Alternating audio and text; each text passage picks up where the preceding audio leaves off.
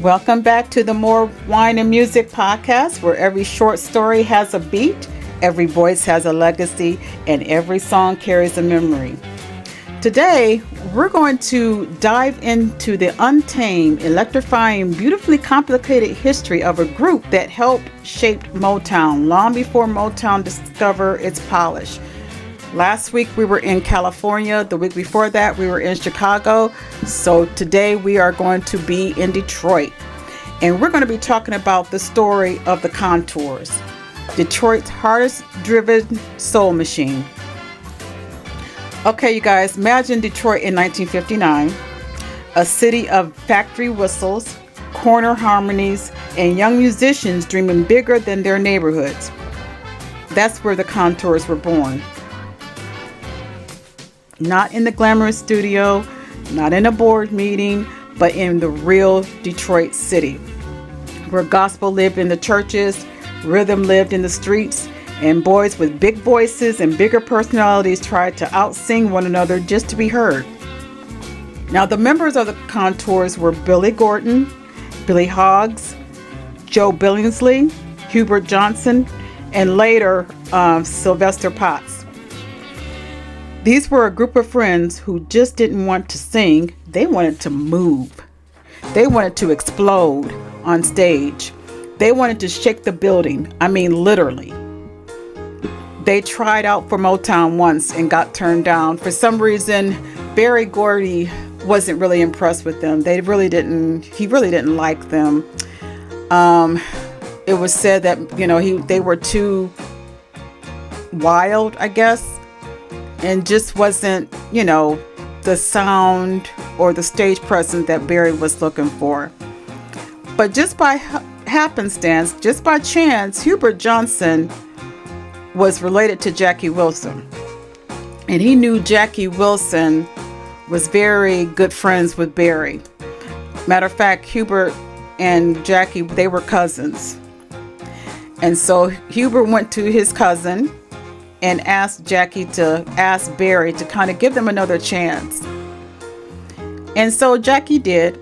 He went and talked with Barry. And then Barry, reluctantly decided to give the Contours another chance. And this time, he heard something that he couldn't ignore. They were raw, they were loud, and they were dangerous, but Motown needed a little danger. But other than that, the Contours were talented, but they just didn't fit the Motown growing crossover vision. Their choreography wasn't smooth, but it was acrobatic, and that's what was different about them. Their voices weren't gentle, they were thunder. And even though Barry signed them, he really didn't know what to do with them. But he, I guess out of a favor for Jackie, he decided to give them another chance. Well, one day in 1962, Berry Gordy wrote a song, a simple, catchy call and response dance number. And he actually wrote it, he was going to give it to the Temptations. But for some reason or other, that particular day, for when it was time to record the songs, the Temps, they didn't show up to record. For some reason, they didn't come in to record. So he handed over to the Contours and said, he gave it to them and said, okay, see what you can do with this. And then it happened. Billy Gordon belted out the opening line with enough force to rattle the walls, and history changed.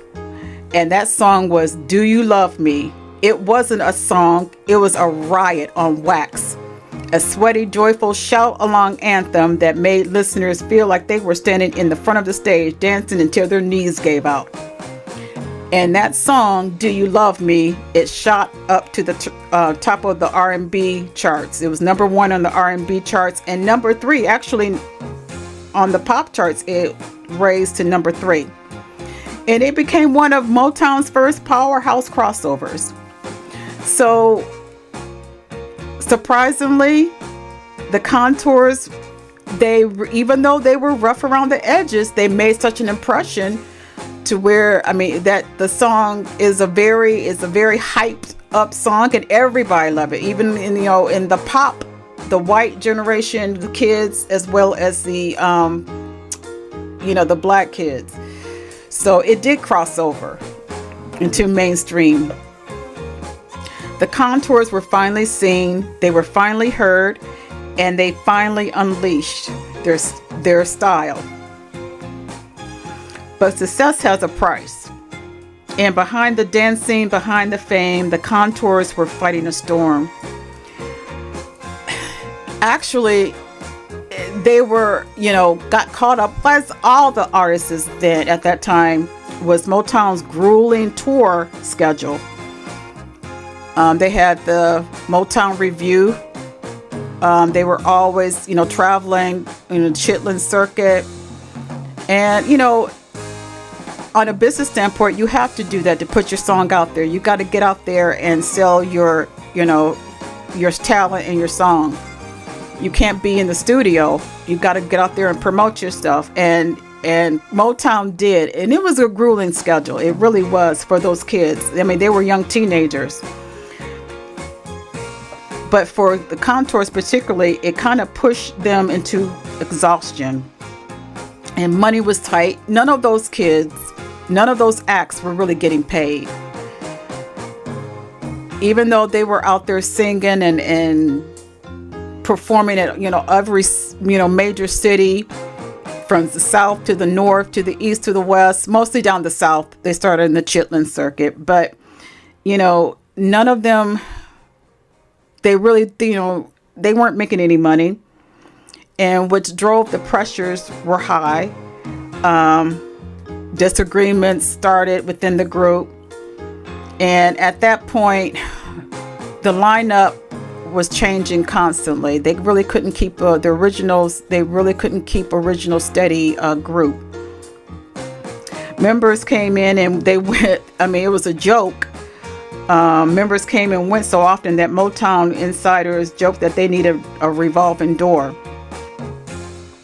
And Billy Gordon, the powerful voice behind the biggest hit, he faced personal struggles himself that eventually pulled him away from the spotlight. Still, though, every shake-up, through every shift, one thing remained. They, didn't just perform. When they performed, they actually attacked that stage. They were so, just so active. I mean, they would dance until their suits were drenched, until the crowd lost its mind. They were wild, they were messy, explosive, and unforgettable. They weren't Motown's polished diamonds, they were Motown's fire at that time. So, after Do You Love Me, they had other hits, but I don't think it was as more popular than Do You Love Me. They did Shake Sherry, Can You Do It. First I Look at the Purse. Then That Day When She Needed Me. Those are songs that were kind of the less popular songs. But the industry, it really didn't chart like Do You Love Me, because the industry was moving so fast and Motown was always evolving towards slicker, radio-friendly acts. And, the Contours, for a while, they tried to keep up. They kept touring with their revolving door of many members that would come and go within the group. But, in the end, Hubert Johnson, who was one of the members, he was actually, he was the quiet member of the group, which I'm going to go into detail more about him after I finish up with the group itself. Unfortunately, he struggled with mental health issues, and, which led to, personal tragedy.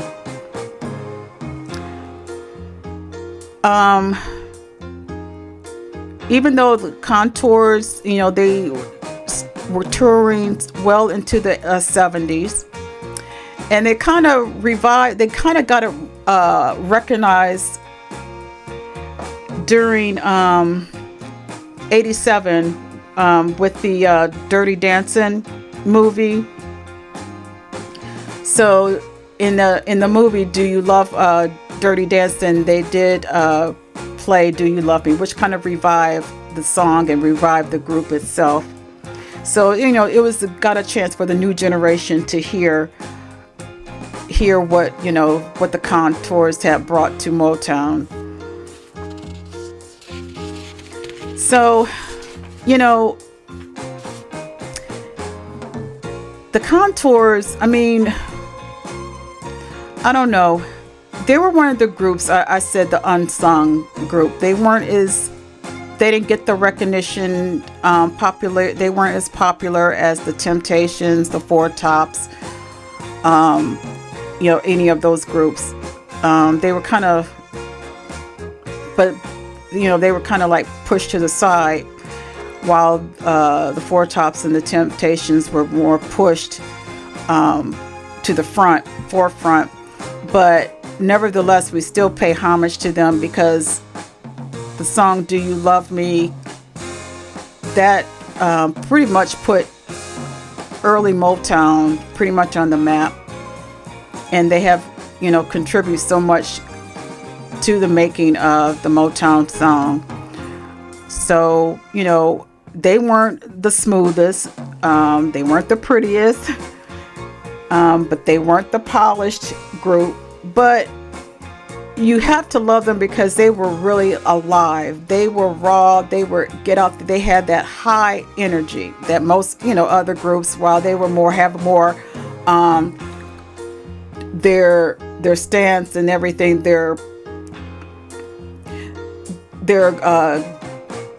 how do I say it?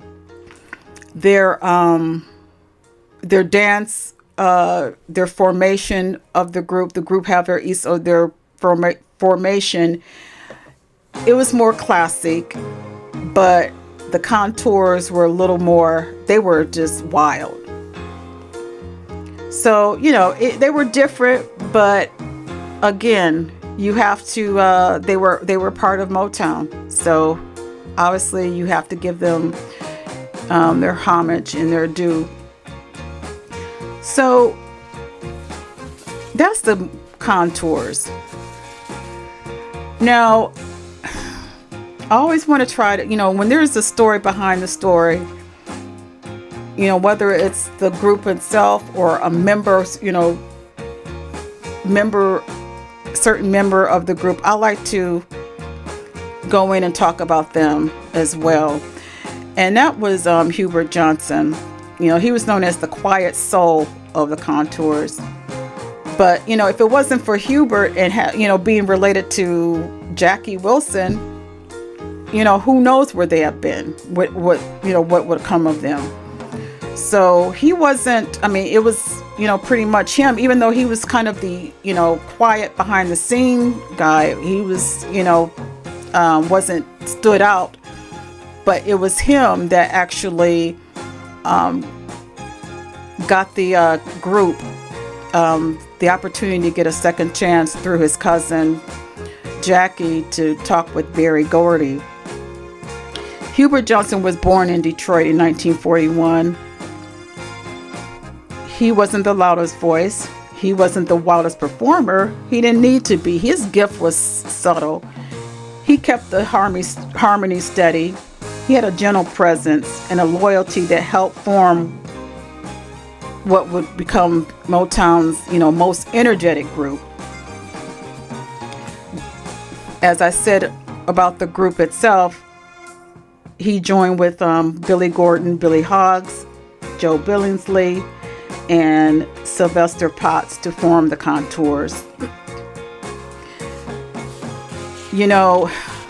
I mentioned that there were inner turmoil within the group, and that was, during the touring. It just became exhausting for them. And maybe, looking back at it, maybe because they're so high energetic, it was, rough, because they were mostly, when they gave a show, they actually gave a show, and it was very high, high energy. So I can see, the constant touring and doing 3 or 4 or 5 shows a night, maybe 3 shows. I don't know if it was 5 shows a night, but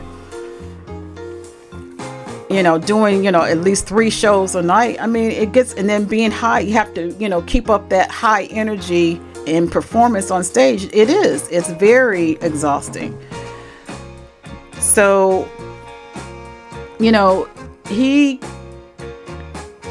I guess it really started to get to all of them, but Hubert, it really was starting to really affect him. He was struggling with what we call now is mental health challenges, which, back then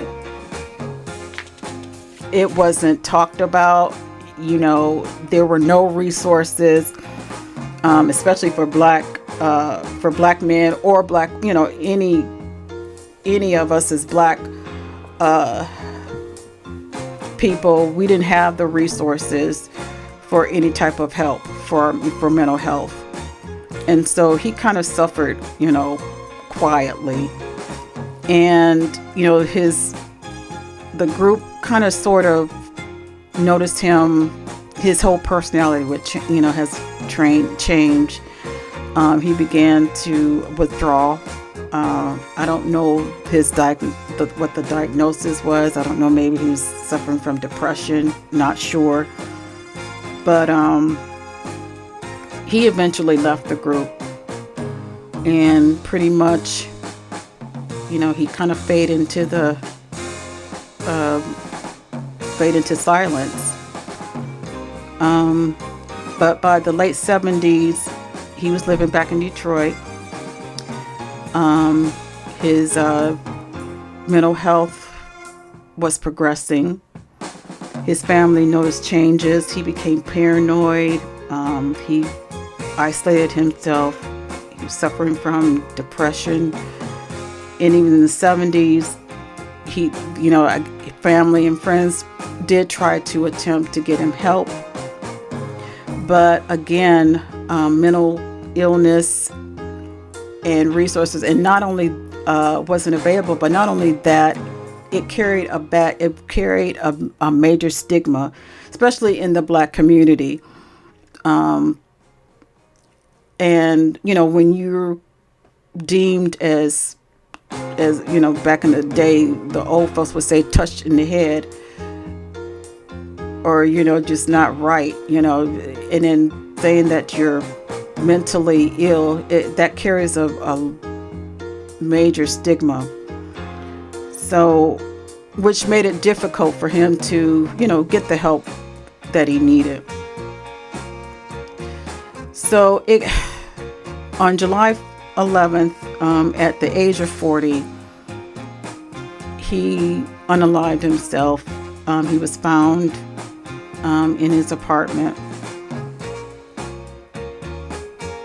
But, it's just his loss, the loss of him is a devastating reminder of the many performers and acts, how a lot of them have went through a lot of battles that, you don't see that on stage. Obviously, you got to put on that face and get out there and perform and entertain.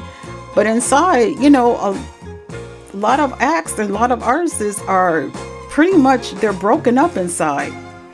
And that becomes overwhelming. And it's a constant reminder of the emotional cost of fame, pressure, and silence.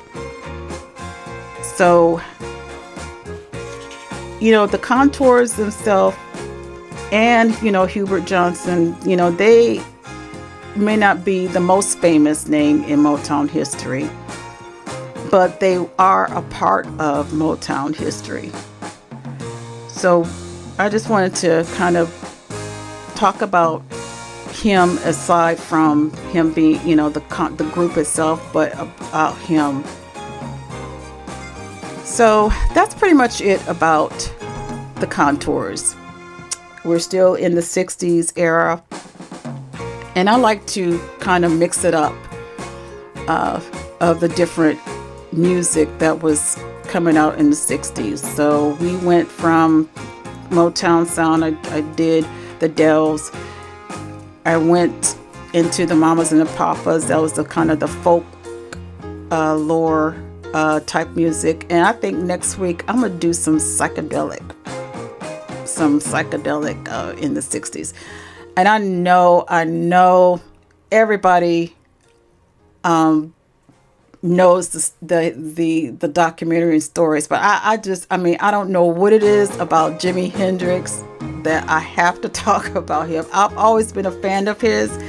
Don't know why, because it's funny, because I was young when he was at his peak. I was a kid, but I do remember seeing him on TV, and I think for some reason he made an impression on me even at my young age. So it's about Jimi Hendrix that I have to talk about him. I've always been a fan of his.